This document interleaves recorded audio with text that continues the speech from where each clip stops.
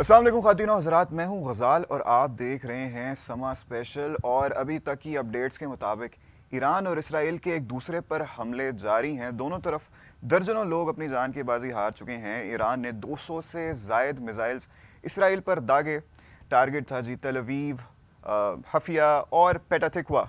अब इसने इतने ज़्यादा मिसाइल्स दागने की वजह से इसराइल का जो एयर डिफेंस सिस्टम था, इवन तो पूरी दुनिया भर में रिनाउंड है फॉर इट्स क्वालिटी, फिर भी वो ओवरवेलम हो गया। इन सारी मिसाइल्स को रोकने में इसराइल के जो इत्तेहादी ममालिक हैं, अमेरिका, जॉर्डन, इन सब ने भी उनकी मदद की। अभी की ताज़ा की अपडेट्स के मुताबिक एक और बड़ी खबर आ रही है कि ईरान की जो पार्लियामेंट है वो NPT माहिदे से, जो कि एक जौहरी माहिदा है, उससे निकलने की भी कोशिशें कर रही है। जब से ये सारा कॉन्फ्लिक्ट स्टार्ट हुआ है तब से दुनिया भर में तेल की कीमतें भी बढ़ गई हैं। ज़रा इकोनॉमिक डिस्टर्बेंस भी आई है, जिसकी वजह से जो बड़े बड़े सरबराहान हैं, बड़े बड़े इन्वेस्टर्स हैं, फाइनेंशियल लीडर्स हैं, उनकी आपस में मुशावरत भी जारी है। अब इस पर अमेरिका की तरफ से भी एक बयान आया है, ट्रंप इंतजामिया की तरफ से। उनका कहना है कि भाई अगर सिचुएशन थोड़ी और बिगड़ती है तो अमेरिका जो है वो बराह रास्त मुदाखलत कर सकता है। अगर अमेरिका बराह रास्त मुदाखलत करता है तो वो किस हद तक फिर आगे बात जा सकती है, क्या वो डिप्लोमेटिक तौर पे होगा या मिलिट्री फ्रंट पे होगा।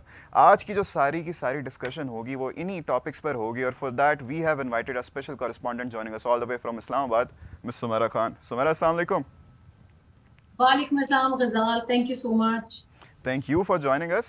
सुमेरा, मुझे बताएं, since our last conversation the conflict has not stopped at all, अभी तक जारी है, कैजुअलिटीज़ भी हो रही हैं, मिसाइल्स और ड्रोन्स दागे जा रहे हैं एक दूसरे पर। थोड़ा सा बता सकती हैं आपके कॉन्फ्लिक्ट किस स्टेज तक पहुंच चुका हुआ है? देखिए, कॉन्फ्लिक्ट अपनी इस वक्त हम जिसको कहते हैं ना, एक वो क्लाइमेक्सिंग सिचुएशन, उससे थोड़ा सा शायद it's still a little lagging towards its actual climax. क्योंकि अब वो खबरें आना शुरू हो गई हैं जिसका दुनिया को एक तरह से with all the fearful mood इंतजार था। पहली चीज जो भी आपने मेंशन की कि ईरान जो है वो अपने तमाम सिग्नेटरी पैक्ट्स में से निकल जाएगा towards non proliferation of nuclear acids and uranium, बाकी उससे रिलेटेड जितनी भी चीजें हैं। और क्योंकि अभी तक उसकी जो मेन टारगेट हुई हैं इंस्टॉलेशन, वो सारी from Natanz to Yazd then Kermanshah and to all and all Isfahan, Tehran, जो अंडरग्राउंड भी उनके बंकर्स थे, फैसिलिटीज थी, सबकी सब न्यूक्लियर साइट्स उनकी। और सेकेंडली उनके जो टॉप मिलिट्री कमांडर्स थे, जो इनटू पब्लिक भी थे और जो नॉन पब्लिक फिगर्स थे, उन सबको अटैक किया गया। तो आई थिंक इतना भारी नुकसान उठाने के बाद ईरान की अब बड़ी एक क्लियर सोच है कि उसको उन तमाम तर दस्तखती मुआहिदों में से निकल जाना चाहिए, जिसकी वजह से अभी तक उसके हाथ बंधे हुए। अब उसके निकलने के बाद अगर उसके हाथ खुल जाते हैं हम्म। तो फिर हम और आप सोच सकते हैं कि दुनिया, जो हम कुछ दिन पहले तक सोच रहे थे कि भारत और पाकिस्तान में एक एटमी जंग का खतरा है, हम्म। तो it would be nonetheless it would be a drastic and huge and gigantic, मैं इसको क्या कहूँ क्योंकि अल्फाज शायद इसके लिए कम पड़ रहे हैं, बिल्कुल। मगर ये एक बड़ा वो होगा, खौफनाक ख्वाब होगा जिसकी ताबीर सामने आने वाली है। क्योंकि हम बिल्कुल ईरान के साथ हैं इस जंग में अच्छा, भी हम हैं। और बॉर्डर पर भी। ठीक है। अच्छा, तो तो Sumera, that brings me to my next question कि जैसे अमेरिका जी, ने तो पूरा का पूरा कह दिया ना कि भाई if the situation gets any worse we will get involved. तो अगर ऐसा होता है कि ईरान ऐसे सारे पैक्ट्स में से बाहर निकल जाता है और हाँ सिचुएशन जो है takes a even more drastic turn, तो हमें ये तो पता है हाँ, कि इसराइल का साथ कौन कौन से ममालिक देंगे। अब मैं आपसे ये पूछना चाहूँगा कि ईरान के साथ कौन कौन खड़ा होगा? देखिए, विजिबली ईरान के साथ बहुत सारे ममालिक हैं हम्म। और उसमें कुछ ममालिक ने कुछ ऑन कंडीशंस ऑफ अनोनिमिटी अपनी सपोर्ट दी है। ठीक उसमें है। जो मेनली नाम लिया जा रहा है, फ्रांस, बरतानिया का भी नाम लिया जा रहा अच्छा है। जी। क्योंकि फलस्तीन के जो टू स्टेट सोल्यूशन के ऊपर जो कॉन्फ्रेंस थी अभी हम जिसका इंतजार कर रहे थे 17 से 19 तक, जो कि फिलहाल के लिए पोस्टपोन की गई है, मगर मुझे नहीं लगता कि वो की जाएगी। उसके पीछे जो मेजर एक ड्राइविंग फोर्स थी वो फ्रांस था। फ्रांस के साथ UK was on same ground with France, और उसके अंदर जो को होस्ट था, को कोऑर्डिनेटर था, वो सऊदी अरेबिया था।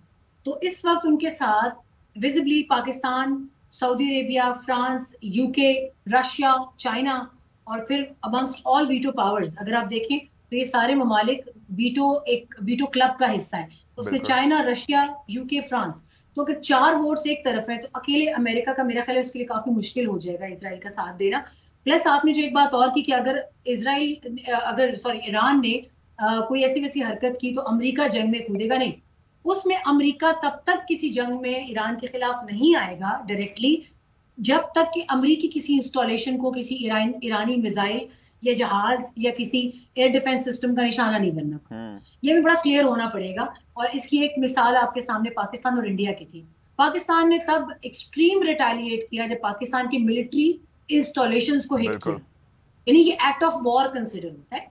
तो अगर एक्ट ऑफ वॉर अमेरिका के ऊपर कंसिडर होगा तो वो तब होगा जब ईरान डायरेक्टली हिट करेगा अमेरिका, जो कि मुझे नहीं लगता कि होगा, क्योंकि ईरान इस सब चारों तरफ से इसराइल के एक प्रॉक्सी वॉर में घिरा हुआ है। मेरा नहीं ख्याल कि ईरान इस वक्त अमेरिका को डायरेक्ट हिट करेगा, बल्कि वो कोशिश करेगा कि तमाम तर ममालिक बशमूल अमेरिका वो इसराइल को थोड़ा नॉक सेंस करें और उसको टेबल पर लेकर आए, क्योंकि अभी तक मुज़ाकरात की टेबल से हटने का बाज़ाब्ता ईरान ने फैसला लिया। और लेकिन लगता है कि वाकई ये हो पाएगा? आई मीन फॉर इंस्टेंस अगर हम देखें कि ईरान, जैसे आपने बात की कि अभी जो इसराइल की प्रॉक्सीज़ हैं उनमें ईरान जो है वो बड़ा इट्स सराउंडेड, ठीक है।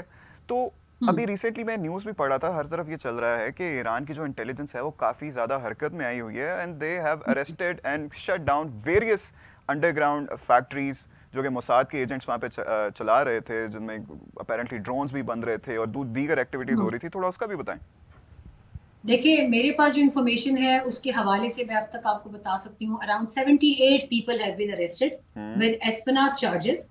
और जो मेरी इन्फॉर्मेशन है, अभी तक इसकी कंफर्मेशन का भी मैं वेट कर रही हूँ, मगर मुझे अंदाजा है कि जिन लोगों ने इन्फॉर्मेशन दी है they are very credible in the nature of providing information. Ahmad Reza Radan जो पुलिस चीफ है तेहरान के, कुछ आज उन्होंने भी इसके ऊपर एक प्रेस स्टेटमेंट दी है कि वो जो स्पाइस को पकड़ने का एक प्रोसेस चल रहा था पहले दिन से, क्योंकि ईरान ने पहले दिन से क्रैकडाउन शुरू कर दिया है जब उनके आईआरजीसी चीफ को कत्ल किया गया तेहरान में। उसके बाद जो उनके आर्मी चीफ है बाकरी, उनको असैसिनेट किया गया। उसके बाद से इनकी इंटेलिजेंस एजेंसी जो है वो हरकत में आई, गोगे बहुत देर से हरकत में आई, होना ही नहीं चाहिए था। मगर अब तक 78 लोग अरेस्ट हो चुके हैं और मेजोरिटी इसमें बताया जा रहा है कि हिंदुस्तानी शहरी भी हैं, इजरायलीज भी हैं। तो this is going to be very worrisome for Iran. और जो तेहरान के भी पुलिस चीफ का स्टेटमेंट सामने आया है अहमद रजा रदान का, वो भी उन्होंने बताया कि arrest of several spies in Iran amid Israeli attacks on the country. अच्छा, let me make it clear once again Sumera, so sorry I am cutting you off. 78 लोग जो अंडरग्राउंड एजेंट्स अरेस्ट हुए हैं मोसाद के ईरान में, उनमें अच्छे खासे लोग इंडियंस हैं। जी, उसमें अच्छी खासी तादाद भारतीयों की बताई जा रही है। और यही वजह है कि भारत, जहां उन्होंने ओआईसी के स्टेटमेंट से खुद को अलग कर लिया था रिसेंटली, बिल्कुल अभी उन्होंने पाकिस्तान को जो ड्रैग करने की कोशिश की एक न्यूक्लियर फेक प्रोपेगेंडा वॉरफेयर के अंदर, वो भी साबित हो गया। फिर अब दूसरी चीज एक बड़ी खौफनाक सामने ये आई है कि डेली मेल जैसा जो इदारा है वो पाकिस्तान के खिलाफ कूद पड़ा है। वो एक जानते हुए भी, रिसेंटली पाकिस्तान इंडिया के क्लैश में आपने स्काई न्यूज का किरदार देखा होगा, जहां पे एक अफगान ओरिजिन की एंकर पर्सन यल्दा हकीम, जिनके बड़े क्लियरली ताल्लुकात हैं इंडियन डिप्लोमेट्स के साथ, उनको आपने देखा होगा कि वो पाकिस्तान के खिलाफ उनका बायस बड़ा क्लियर था, काफी ज्यादा। तो ये चीजें अभी वही एक स्ट्रीक जो है वो डेली मेल ने शुरू कर दी है। अगर स्काई न्यूज, डेली मेल और इस तरह के मुस्तनद जो अपने आप को कहते हैं न्यूज के इदारे, अगर वो विदाउट इन्वेस्टिगेशन, अगर वो एक फेक न्यूज की फैक्ट्री बनते जाएंगे, तो मेरा ख्याल है अभी आपको आगे और भी बहुत कुछ सुनने मिलेगा। मगर इतनी हम आपको बता सकते हैं इतना कि दुनिया जो है वो अब बहुत हद तक, कम से कम भी 60 to 70% वो जा चुकी है फैक्ट चेक की तरफ। और यही वजह है कि इसराइल के जो अपना थर्ड लार्जेस्ट सर्कुलेटिंग न्यूज़पेपर जो हaaretz है, उन्होंने इस हवाले से बहुत सी चीजें खुद भी छापी हैं कि इस वक्त इसराइल और ईरान की वॉरफेयर को लेके फेक न्यूज और प्रोपेगेंडा जो है वो एट इट्स पीक है। अच्छा, तो क्या वाकई अब वो वक्त आ गया है कि दुनिया भर की नज़रों से वो पर्दा हट रहा है कि इसराइल और इंडिया के दरमियान जितनी सिमिलैरिटीज़ हैं, जिस तरह की ये वॉर मॉन्गरिंग नेशंस हैं, और at the end of the day पूरी जुल्म बर्बरियत करके ये एंड पर आके खुद को एज अ विक्टिम शो करते हैं, फिर पूरी दुनिया से सिंपैथी कलेक्ट करने आ जाते हैं कि भाई हमारे साथ सिंपैथाइज करो। काफ़ी ज़्यादा लोग करते भी थे, लेकिन ओवर द रीसेंट टाइम्स हमने देखा है कि जैसे आपने फ्रांस और यूके का भी जिक्र किया कि वो इस चीज़ से अलहदा होते हुए नजर आ रहे हैं। देखिए, होना पड़ेगा। अब अगर फ्रांस, आप ये तो नहीं कह सकते कि फ्रांस का सदर जो था वो बच्चा था, गो के वो मार खाते हैं बेगम से, मगर इसका ये मतलब नहीं है कि वो एज अ प्रेसिडेंट वो बच्चों वाले डिसीजंस लेंगे। अभी उन्होंने अगर को होस्ट करने का फैसला किया था कि फलस्तीन की टू स्टेट सोल्यूशन के ऊपर हमने एक कॉन्फ्रेंस बुलानी है, हमने फलस्तीन को रिकग्नाइज करना है। तो ये उस बंदे का अकेले का फैसला नहीं था, इट वाज को powered by Saudi Arabia and UK simultaneously. तो ये कोई बच्चों का खेल नहीं था। अब उस कॉन्फ्रेंस को क्यों क्यों पोस्टपोन कराया गया, क्यों प्रेशराइज किया गया उनको, लॉजिस्टिकली इनअवेलेबिलिटी का बहाना बना के उसको पोस्टपोन किया गया है। हमारे डेप्यूटी प्राइम मिनिस्टर और फॉरेन मिनिस्टर इसहाक डार, उनसे मेरी खुद बात हुई इस हवाले से। उन्होंने मुझे कंफर्म किया फोन पर कि अगर हुई कॉन्फ्रेंस तो हम जरूर जाएंगे, भरपूर शिरकत करेंगे और हमारा स्टांस वाजे है। लेकिन अब तक की इतलात ये है कि वो कॉन्फ्रेंस नहीं हो रही 17 से 19 तक। देखते हैं नई डेट क्या आती है। जो भी नई डेट आई, पाकिस्तान तो उसमें भरपूर अपना केस लड़ेगा फलस्तीन के हवाले से। मगर दुनिया की आंखें गजाल खुल चुकी हैं, दुनिया इस वक्त देख रही है और इसमें बड़ा क्रेडिट जाता है आपकी ए पॉलिटिकल यूथ को। आपकी वो सारी यूथ जो कि पॉलिटिकली ट्रिगर्ड नहीं है, वो इस वक्त बैठकर इन तमाम फैक्ट्स का जायजा लेके उसको दुनिया के मुंह पे they slamming those facts to the world out there. और इसीलिए दुनिया मजबूर है कि पाकिस्तान के ऊपर इल्जामात को लगाना इतना भी आसान नहीं है जितना पहले था। 2019 पुलवामा में कुछ लोगों ने बड़ा डर्टी प्ले किया फ्रॉम इनसाइड पाकिस्तान। मगर आप देखें फर्क कितना आ गया है कि अभी राइट आफ्टर 5 to 6 years 2025 में उन एलिमेंट्स को खुलकर खेलने का मौका नहीं मिला, क्योंकि पाकिस्तान की डिप्लोमेटिक लाइन, पाकिस्तान की आर्म्ड फोर्सेस, पाकिस्तान के हर एक कंपोनेंट ने one powered one body embodiments का मुजाहिरा करते हुए फेक न्यूज का भी मुकाबला किया, kinetically, non kinetically, diplomatically. They fought out everything so well. अच्छा सुमेरा, अगर अभी भी किसी की आंखें नहीं खुलती, अभी भी उनको इंडिया और इसराइल में जो सिमिलैरिटीज़ हैं, जो इनका नेचर है, वो नहीं दिखता कि वो किस तरह से पहले खुद जुल्म बर्बरियत करते हैं, फिर खुद ही सिंपैथी मांगने आ जाते हैं, खुद ही फेक न्यूज़ फैलाते हैं, फिर मेरा नहीं ख्याल कैसे पहुंचेगा। लेकिन खैर, अब मुझे एक और चीज़ का बताएं कि अभी फेक प्रोपागेंडा और न्यूज़ की बात कर रहे थे हम। इसराइल अभी भी यही करने लगा हुआ है कि भाई Iran is targeting our civilians, Iran हमारे मासूम लोगों को निशाना बना रहा है, उनको कत्ल कर रहा है, जुल्म बर्बरियत कर रहा है। तो इस बारे में थोड़ा बताएं मुझे, किधर किधर ईरान ने हमला किया है और किन को टारगेट किया है? गजाल, you just look at the audacity of this nation कि जिन्होंने गजा को सफ़े हस्ती से मिटा दिया। गजा में आप जाकर देखें, वहां अब किसी स्काई राइज बिल्डिंग का नामो निशान नहीं मिलता। अस्पताल तबाह हो गए, स्कूल तबाह हो गए, रिलीफ कैंप्स नहीं बचे। आप just name it and the detail is there. Let me tell you all in detail as well कि ईरान ने किस किस जगह पर इनको अटैक भी है, जिसमें सबसे बड़ी इनकी जो अटैकिंग जो मरकज था वो था हाइफा पोर्ट। अब हाइफा पोर्ट ऐसी है जिसको जफा पोर्ट भी लोग अक्सर कहते हैं, मगर जे की साउंड अक्सर जब अब अरेबिक में नाम प्रोनाउंस करते हैं तो it goes for H, it's not like actually, मतलब वो जीम की आवाज नहीं आती। तो let me correct those people as well. मैंने बहुत बड़े बड़े एंकर्स को उसको जफा पोर्ट बोलते देखा है। It's Haifa port. तो अब अगर आप उन तमाम तर जगहों का देख लें, इट्स अ डिक्लेयर्ड वॉर। अब डिक्लेयर्ड वॉर में ईरान ने वहीं पर मिसाइल फेंकने हैं जहां पर इसराइल है, यानी वो उनको प्रोग्राम इसराइल के लिए करेगा, लेकिन वो अपने मिसाइलों से कहेगा कि जाके जरा समंदर में गिरना। तो इट्स एक्चुअली वेरी अनडूएबल सिनेरियो। लोगों को पता है कि अब आप उन पे अटैक कर रहे हैं, वो आप पे अटैक कर रहे हैं, तो आपके शहरों पर ही करेंगे ना। जैसे भारत ने यहाँ पे रात की तारीकी में आपके मासूम शहरियों के ऊपर मिसाइल दागे, मगर उन्होंने क्या नाम लिया कि हमने तो टेररिस्ट कैंप के ऊपर दागे हैं, जबकि वो मस्जिदों को उन्होंने शहीद किया, लोगों को शहीद किया। मासूम इर्तिजा कौन था? क्या कोई टेररिस्ट था? सेम यही काम दूसरी तरफ हो रहा है। उन्होंने यहाँ पर तेहरान, ईरान के मुख्तलिफ शहरों में, जिसमें इस्फहान है, यज़्द है, करमान है, कुम है, मशहद के ऊपर अटैक किया गया। मशहद जो है it's bordering Pakistani side and Afghan side, Pakistan के बॉर्डर से बड़ा करीब इलाका है। तो अब आप मुझे खुद बताएं कि अब अगर मशहद से वो थोड़ा सा पाकिस्तानी साइड पे आता है, तो क्या वो पाकिस्तान के बॉर्डर में रहने वाले लोगों को, मासूम लोगों को निशाना नहीं बनाएगा? ऑल्दो के आई होप कि अगर उनका कोई मिसाइल इसराइल का गलती से भी इधर आता है तो उस जगह है जहाँ बीएलए वालों के कैंप्स हों, खुफिया कैंप्स हों, उन पर अगर गिरे तो आई नहीं। लेकिन सुमेरा, अपने अपने भारतीय भाइयों को थोड़ी ना वो निशाना बनाएंगे। तो मुझे आप ये बताएं कि अब अगर ये सिचुएशन है तो क्या ईरान अपने मिसाइलों को ये कहेगा मिसाइल इज समथिंग मिसाइल? ये वो missiles would not be asking for your permission कि सर मैं यहाँ लैंड कर जाऊं, या आप सर अपनी आबादी को थोड़ा पीछे कर ले तो मैं लैंड कर जाऊं। तो अच्छा, ऐसा नहीं इनके हो। इनके आयरन डोम का, इनके डेविड स्लिंग का, इनके एरो सिस्टम का क्या बना? किधर गया वो? देखिए, डेविड स्लिंग एरोज का तो अक्सर ये क्लेम करते हैं कि इंडिजिनसली पावर्ड थी। अब आप मुझे बताएं, आयरन डोम तो इज मतलब उससे मिलता जुलता एक बड़ा स्ट्रॉन्ग एयर डिफेंस सिस्टम सऊदीया के पास भी है, जिसको पेट्रियट सिस्टम कहते हैं, हम्म। जो भी रिसेंटली उन्होंने हज के मौका पर हाजियों की हिफाजत के लिए इंस्टॉल किया था मक्का की सबर्ब्स मदीना में।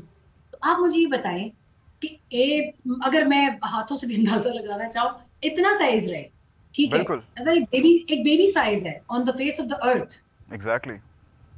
और फिर अगर आप उसमें ये क्लेम करते हैं कि this patch of world would be controlling entire world, तो क्या आपको यहीं से जहनियत का अंदाजा नहीं होता कि ये लोग किस जहनियत में रह रहे हैं? They are connecting each and everything with all the prophecies. I hope you must have studied all the prophecies regarding this patch, यरूशलेम, फिर उसमें जो कॉन्स्टेंटिनोपल का रोल रहा है पास्ट में, जिसको अभी हमारी जनरेशन इस्तांबुल के नाम से जानती है। इस खित्ते के हवाले से अंबिया के दौर में बहुत सारी प्रोफेसीज आ चुकी हैं, बिल्कुल। जिसका आहिस्ता आहिस्ता, जिनका जब एंड ऑफ टाइम्स होगा तो उसका साथ साथ उनका ज़हूर भी होना है, और हर मुसलमान का उसके ऊपर एक अकीदा है। तो अब यहाँ पे फैक्ट ये है कि मैं अभी किसी इजरायली अखबार में ही पढ़ रही थी कि उन्होंने इस सारी सूरत हाल को उन प्रोफेसी से जोड़ना शुरू कर दिया है कि ये हमारी बका का मामला है। आपने फॉक्स न्यूज के एक रिपोर्टर का भी सुना होगा, आज एक साउंड बाइट चल रहा है कि Israel is fighting for its survival. बिल्कुल, ये तो जब से ये कॉन्फ्लिक्ट स्टार्ट हुआ तब से वही लगे हुए हैं कि भाई ये हमारे बका की जंग है। बका की जंग है। तो ये यहाँ पर अब अक्सर हम मुसलमानों पे इल्जाम लगाया जाता है कि हम हर चीज, हम रिलीजियसली फंडामेंटलिस्ट लोग हैं, हम बड़े एक्सट्रीमिस्ट लोग हैं। अब आप मुझे ये बताएं कि दूसरी तरफ से इतना सा मुल्क है, वो पूरी दुनिया पर राज करने का ख्वाब देख रहा है, जैसे भारत समझता है कि मैंने अखंड भारत बनाना है। अब आप थोड़ी सी अकल अगर अपनी लगाएं, कोई आम सा बच्चा भी, यहाँ पे मेरे पास स्कूल का बच्चा हो, माई सन हु इज 12 years old, उसने मुझे उस दिन पूछा कि बांग्लादेश में कितने मुसलमान हैं, मैंने उसको बताया इतने इतने, उसने कहा अफगानिस्तान में कितने, मैंने कहा इतने, फिर उसने पूछा पाकिस्तान, फिर आखिर में उसने कहा इंडिया में कितने, मैंने कहा इंडिया में तकरीबन तो 35 करोड़ है। ही स्टार्टेड लाफिंग, उसने कहा जब इतने मुल्क हो जाएंगे तो मुसलमान तो इतने हो जाएंगे, हिंदू इतने रह जाएंगे, तो फिर how come it would be अखंड भारत? उसने कहा ये तो फिर अखंड पाकिस्तान बन जाता है। It's a fun fact. लेकिन इस वक्त दुनिया में जो रिलीजियस एक्सट्रीमिज्म है वो टॉप पर है, बट फॉर्चुनेटली अल्हम्दुलिल्लाह मुसलमानों का नंबर उसमें बहुत कम है। मुसलमान प्रूव कर चुका है कि मैं एक अमन पसंद मजहब हूँ, मैं अमन का दर्स देता हूँ, और जो एक्सट्रीमिज्म है इस वक्त, अल्लाह का शुक्र है कि वो इल्जाम हमसे खुद धुल गया, वो दूसरी साइड ऑफ द लाइन से नजर। बिल्कुल, इनकी खुद की हरकतों ने हम हमारे ऊपर से वो इल्ज़ाम हटाया। Sumera, thank you very much. आपकी आज की एपिसोड का अनफॉर्चुनेटली टाइम जो है वो ख़त्म हो चुका है, लेकिन फिर भी मैं आपका शुक्रिया अदा करना चाहूँगा। आज आपने बड़ी ज़्यादा इंपॉर्टेंट डिटेल से हमें आगाह किया। सबसे इंपॉर्टेंट तो यही थी भाई कि एक दफ़ा फिर से दुनिया भर के सामने ये खुले लफ्ज़ों में आ गया है, कोई ढका छुपा सच नहीं है इसमें, कि इसराइल और इंडिया साथ साथ हैं। मतलब जहाँ पे भी आपको वॉर मॉन्गरिंग नज़र आएगी वहाँ पे ये दोनों साथ होंगे, जहाँ पे भी आपको फेक न्यूज़ का मामला नज़र आएगा वहाँ पे भी ये दोनों साथ होंगे। अगर अभी भी आपकी नज़रें नहीं खोल रही इस सारे माजरे से, तो खुदा का वास्ता मैं क्या बोलूँ आपको, थोड़ी जाके स्टडी करें, कुछ तो करें ना यार, अपनी आंखें खोलें। बाकी आप सबसे भी मेरा यही सवाल है कि आपको क्या लगता है कि ये मामला किधर तक जाएगा और किस हद तक दुनिया इस सारे सिचुएशन के बारे में अवेयर हो चुकी है? अपनी राय से हमें ज़रूर आगाह करिएगा। मुलाकात होंगी द नेक्स्ट एपिसोड, तब तक के लिए अल्लाह हाफ़िज़।